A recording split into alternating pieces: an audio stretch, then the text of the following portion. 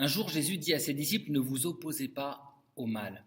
Il dit même, il précise en disant, si on vous frappe sur la joue droite, tendez la joue gauche. Si on vous prend votre manteau, donnez carrément tout votre vêtement.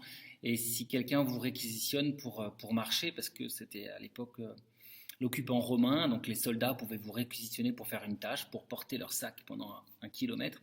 Donc si quelqu'un vous réquisitionne pour marcher, l'occupant, eh ben faites encore plus que ce qu'il demande. C'est un passage bien connu qui fait couler beaucoup d'encre, hein, qui dérange aussi, qui est compliqué à commenter. Ne vous opposez pas au mauvais. Et ce qu'on voit autour de nous, c'est plutôt l'inverse. Et même notre manière de réagir, si on nous attaque, on contre-attaque. Et en fait, je crois que si on contre-attaque, c'est parce qu'on est soi-même fragilisé, on est en insécurité.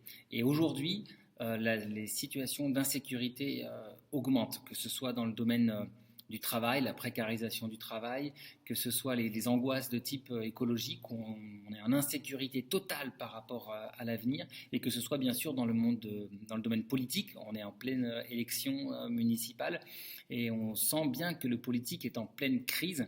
Du coup, on a plein d'occasions d'insécurité, quel que soit notre statut social, quel que soit notre niveau de vie. On peut être ces personnes fragilisées qui du coup vont surréagir quand elles sont attaquées.